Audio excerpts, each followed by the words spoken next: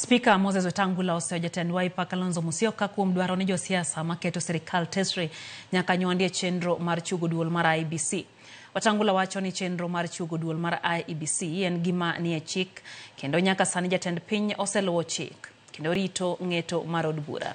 Wetangula olose kinde alame kanisa mar Kamelilo Baringo kama otene gi jotelo mamoko masiro sirikal kendo mosingo ni biro podho listi mar jo IEBC ka opednegi e od bura. Nishangaa kidogo kwa sababu mimi nilikuwa mmoja ya wale tulikuwa katika ile NADCO ambayo ilileta hii IEBC, na tulikuwa pale na Kalonzo Musyoka na wengine kina Eugene na wale wengine.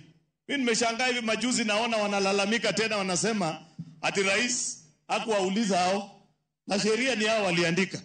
Ningependa kumuuliza ndugu yangu Kalonzo, tafadhali nionyeshe kwa hii sheria ambayo tulipitisha ni wapi inasema ati Kalonzo mpaka aulizwe.